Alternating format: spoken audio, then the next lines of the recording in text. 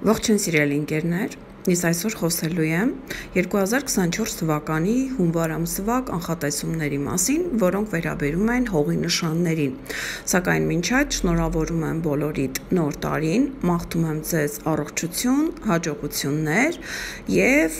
հունվար ամիսը լինելով որպես տարվա առաջին ամիս, բավականին բարենպաստ է հողի նշանների ներկայացուցիչների համար, որոնցից են ցուլերը, կույսերը եւ այծեղջյուրները եւ բնականաբար առաջին նշանը ցուլի նշանն է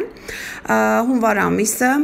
ձեզ համար ուշադրությունը կենտրոնացնելու է 9-րդ եւ 10-րդ ոլորտների վրա, որոնք վերաբերում են ուսումնական process-ներին, ճամփորդություններին, վիզաներին, փաստաթղթերին, ինչու՞ չէ նաեւ ամուսնական կարգավիճակին կամ ձեր կարիերային։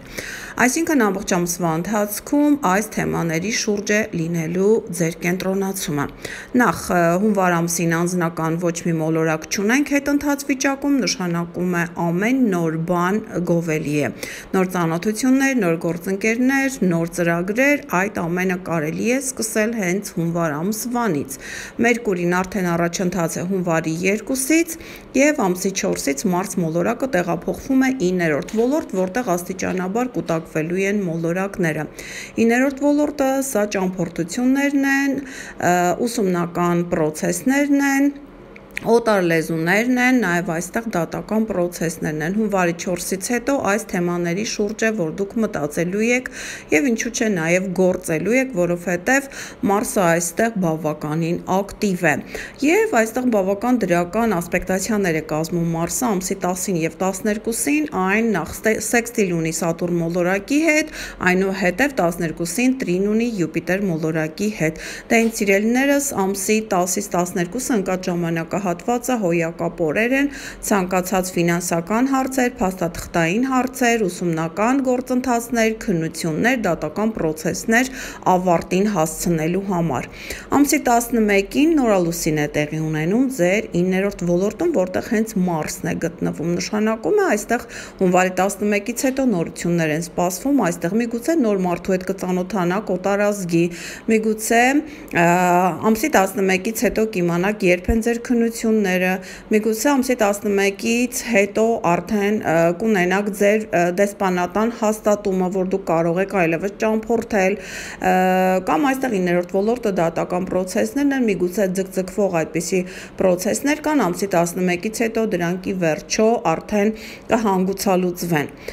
Ամսի 21-ին Պլուտոն մոլորակը արևի հետ միասին տեղափոխվում է ձեր 10-րդ ոլորտ եւ առաջիկա 19 տարիների ընթացքում այստեղ սպասվում են ձեզ համար բավականին լուրջ փոփոխություններ, միգուցե ամուսնական կարգավիճակի փոփոխություն, միգուցե պաշտոնի բարձրացում, այստեղ ամենայն դեպս ցուլերը որքան էլ որ չձգտեն նմանատիպ բարձունքների, ամենայն դեպս Պլուտոնը տրանսֆորմացիա է ենթարկելու ձեր այս ոլորտը եւ եթե դուք երթվյալ ամուրի եք, ապա հաստատ առաջիկա տարիների ընթացքում դուք կամուսնանաք, որովհետև այստեղ Պլուտոնը տեղափոխվելու է 10-րդ ոլորտ եւ հատկապես ձեզ խոստանում է եւ ամուսնություն, եւ երեխայի ծնունդ, եւ կարիերայի պաշտոնի բարձրացում։ Ամսի 23-ից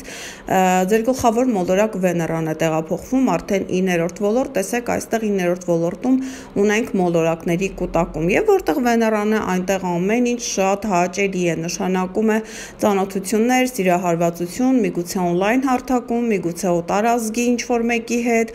այստեղ նաեւ հնարավոր է, որ երեխայի ծնունդ լինի, նաեւ այստեղ տեսեք 9-րդ ոլորտը նաեւ ներկայացնում է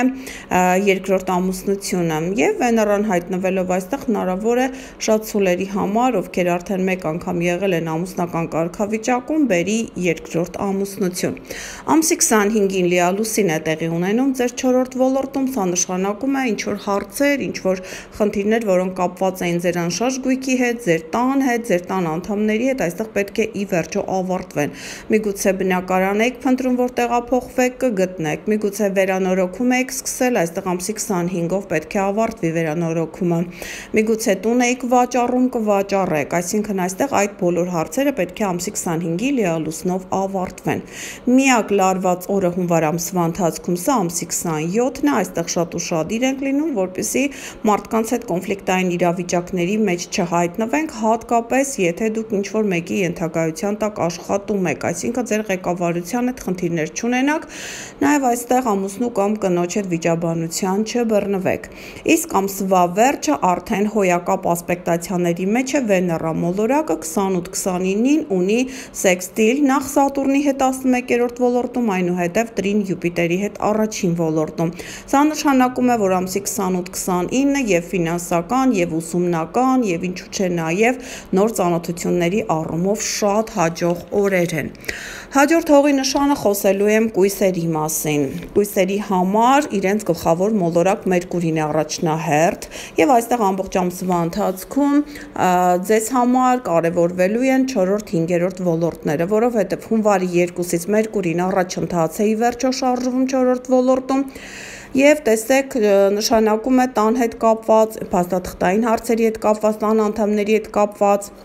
Այստեղ ինչ հարցեր, որ մնացել էին անորոշ վիճակում, հունվարի 2-ից հետո լուծվելու են։ Իսկ Մերկուրին ամսի 14-ից արդեն մուտք է գործելու 5-րդ ոլորտ, նշանակում է 14-ից հետո ուշադրությունը կենտրոնանում է երեխաների վրա։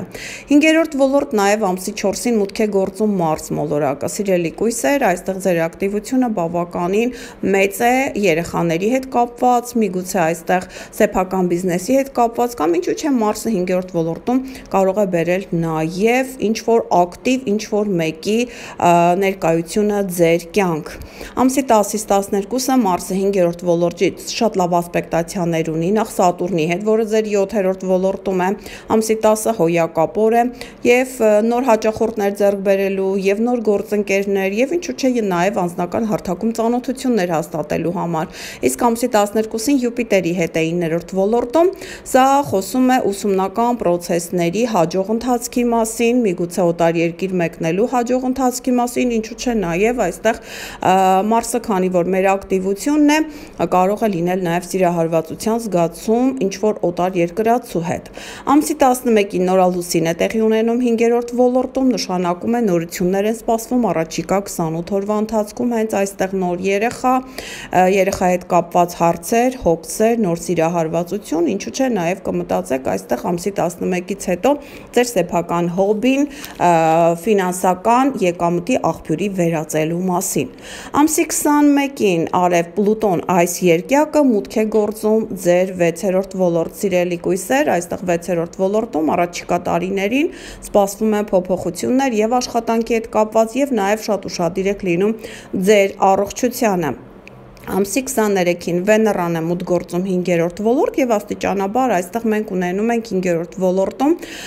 մոլորակների կուտակում։ Սիրելիներս 5-րդ ոլորտը սա այն ամենն է, ինչը մեզ հաճույք է պատճառում, իսկ Վեներան հայտնվել է հենց այնտեղ, որը որ ձեզ հաճույք է պատճառում։ Նշանակում է, տեսեք, եւ Մարսը, եւ Վեներան, եւ նորալուսինը տեղի ունենում 5-րդ ոլորտում, եւ ձեր ամբողջ ուշադրությունը կենտրոնացած է երեխաների փաստի վրա, միգուցե միայնակույսերի մոտ առաջանա սիրահարվածության զգացում կամ այստեղ միգուցե կմտածեք նաև ձեր սեփական բիզնեսի մասին։ Ամսի 25-ին լիալուսին է տեղի ունենում 12-րդ ոլորտում, նշանակում է, եթե ունեք գաղտնիքներ, ապա դրանք շատ խորը թաքցրեք, որովհետև ամսի 25-ի լիալուսինը կարող է բացահայտել ձեր գաղտնիքները կամ միգուցե դուք շատ պատահմամբ ուրիշի գաղտնիքը կբացահայտեք։ Ամսի 27-ը միակ լարված օրն է լինելու եւ այս օրը պետք չէ քննություններ հանձնել, պետք չէ ճանապարհ գնալ, այն վթարային օր է լինելու ձեզ համար։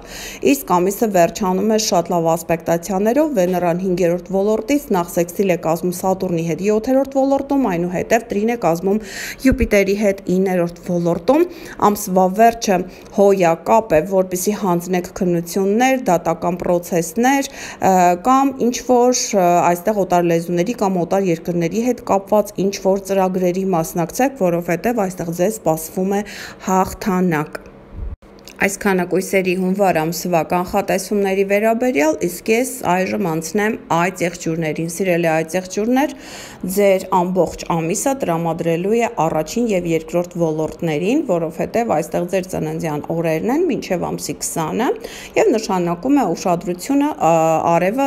սևեռում է ձեր ուշադրությունը ձեր առաջին ոլորտի վրա։ Այնուհետեւ երկրորդ ոլորտում ֆինանսական ասպարեզում նույնպես սպասվում են նորություններ։ Հունվարի 2-ից Մերկուրի մոլորակը առաջընթաց է եւ ամսի 14-ից մուտք կգործի ձեր առաջին ոլորտ։ Ուրեմն հիշեք դեկտեմբերի 1-ից հետո ինչպիսի իրադարձություններ, ինչպիսի ծանոթություններ, ինչպիսի խնդիրներ են առաջացել ձեր կյանքում, որ անձնապես ձեզ են վերաբերվել, որովհետեւ հունվարի 14-ից հետո այդ խնդիրները կրկնվելու են։ Ամսի 4-ից Մարս մոլորակն է տեղափոխվում առաջին ոլորտ։ Սիրելիներս, Մարսը առաջին ոլորտում բավականին ակտիվ է։ Պարզապես այս ակտիվությունը, որպեսզի ճիշտ օգտագործեք եւ չվիճեք մարդկանց հետ, կարելի է այն ֆիզիկական ակտիվության վերածել եւ որպեսզի չդառնա այն ագրեսիվություն, այսինքն այդ եղջյուրները մի փոքր հունվար ամսվա ընթացքում ավելի ագրեսիվ են դառնալու, եթե չկարողանան վերահսկել իրենց ավելորդ էներգիան։ Ամսի 10-ից 12-ը Մարս առաջին ոլորտից շատ լավ ասպեկտացիաներ ունի նախ ձեր գլխավոր մոլորակ Սատուրնի հետ, որը 3-րդ ոլորտում է, այնուհետև Յուպիտերի հետ, որը 5-րդ ոլորտում է։ Տեսեք, ամսի 10-ից 12-ը հոյակապ օրեր են եւ ճամփորդությունների համար, եւ սիրահարվածության զգացումի համար, եւ ծանոթությունների համար, հանդիպումների, սեփական բիզնեսը հաշվարկելու, հասկանալու ձեր ֆինանսական կարգավիճակը, ինչու՞ չէ նաեւ այստեղ շատ լավ հաջող ընթաց կարող են ստանալ այն բոլոր գործերը, որոնք վերաբերում են փաստաթղթերին կամ ավտոմեքենայի առք ու վաճառքին։ Ամսի 11-ին տեղի է ունենում նորալուսին ձեր առաջին ոլորտում, սիրելիներս, այստեղ սպասվում են նորություններ եւ հատկապես այն աջեղջյուրները, ովքեր ծնվել են հունվարի 9-ից 13-ը ընկած ժամանակահատվածում, նրանց կյանքում կհայտնվի ինչ-որ նորություն, որը անձնապես ձեզ կվերաբերի։ Միգուցե ասենք առողջական խնդիր ունեք, նոր մեթոդներով կսկսեք զբաղվել այդ խնդրով, նոր մարդ կհայտնվի ձեր կյանքում, նոր բժշկի կհանդիպեք, որը ձեզ ինչ-որ այլ տարբերակով կառաջարկի բուժումը, կամ այստեղ ինչու՞ չէ նաև անձնական հարթակում կարող են նորություններ սպասվել, կամ այստեղ ֆինանսական գործունեության մեջ աշխատանքում նույնպես կարող են լինել նորություններ։ Ամսի 21-ին Արև եւ Պլուտոն այս երկյակը լքում է ձեր առաջին ոլորտը եւ մուտք է գործում երկրորդ ոլորտ։ Սիրելի աջեղջյուրներ, վերջին 17 տարիների ընթացքում Պլուտոնը եղել է ձեր առաջին ոլորտում եւ շատ աջեղջյուրների կյանքը ամբողջովին ձևափոխվել է։ Այսինքն այստեղ Պլուտոն առաջին ոլորտում ձեր աշխարհայացքը, ձեր արժեքները, ձեր ինչու՞ չէ ամուսնական կարգավիճակը ամեն ինչ փոխել է։ Եվ այժմ Արև Պլուտոն միությունը մուտք է գործում երկրորդ ոլորտ, դե ինձ սիրելիներս, շատ ուշադիր եղեք, որովհետև Պլուտոնը հանդիսանալով մեծ ֆինանսների մոլորակ, մուտք է գործում երկրորդ ֆինանսական ոլորտ, նշանակում է այստեղ առաջիկա 19 տարիների ընթացքում, եթե դուք շատ ուշադիր լինեք, հնարավոր է շատ լավ ֆինանսական եկամուտներ ստեղծել։ Ամսի 23-ից Վեներան է մուտք գործում առաջին ոլորտ, դե ինձ սիրելիներս հաճելի ծանոթություններ են սպասվում այդ եղջյուրների համար առաջին ոլորտում, եւ այստեղ քանի որ եւ Մարսը եւ Վեներան գտնվում են առաջին ոլորտում, երկուսն ներկայացնում են հակառակ սեռի էներգիաներ, այստեղ չեն բացառվում ուրեմն ծանոթությունները, սիրահարվածությունը, անձնական հարթակում լուրջ փոփոխությունները, եթե դուք միայնակ եք, այնպես որ ուշադիր եղեք։ Ամսի 25-ին տեղի ունենում լիալուսին ձեր 8-րդ ֆինանսական ոլորտում եւ հնարավոր է, որ եթե բանկային ինչ-որ հարց կար, այն լուծվում է ամսի 25-ին, կամ ժառանգության հետ կապված ինչ-որ հարց կար, ի վերջո այն հանգուցալուծվում է, կամ այստեղ հնարավոր է ձեր կյանքում կար ինչ-որ մեկը, որի հետ սիրային կապի մեջ էիք եւ այդ սիրային կապը ի վերջո սպառում է իրեն, այսինքն դուք այդ մարդու հետ խզում եք ձեր հարաբերությունները։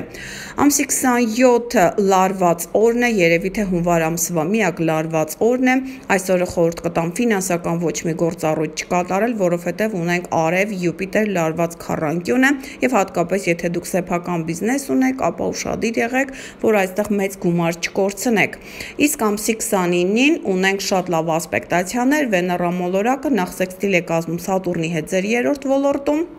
Այնուհետև տրին է կազմում Յուպիտերի հետ 5-րդ ոլորտում։ Եթե ունեք երեխաներ, երեխաների հետ կապված շատ լավ հաջողություններ կարող են լինել գրանցվել, ասենք երեխան շատ լավ հանձնել է իր քննությունները եւ ուրախալի լուր է ձեզ հայտնում, կամ այստեղ սեփական բիզնեսի հետ կապված կարող եք ֆինանսական շատ լավ կարգավիճակում հայտնվել, նոր գործընկերներ ձեռք բերել, նաեւ Սատուրնը 3-րդ ոլորտում խոստանում է ձեզ ավտոմեքենայի հետ կապված նորություններ, ասենք ենթադրենք վարորդական իրավունքի քննություն եք հանձնում եւ ստանում եք, կամ ավտոմեքենա եք ուզում գնել եւ ստացվում է ձեր գնումը, այնպես որ սիրելիներս հունվար ամիսը շատ լավ ամիս է, կարելի է ասել ամեն ինչ կարելի է սկսել հունվար ամսվա ընթացքում։ Դե ինձ սիրելիներս այսքանը 2024 թվականի հունվար ամսվա կանխատեսումներում կհանդիպենք հաջորդ հոլովակում։ Առայժմ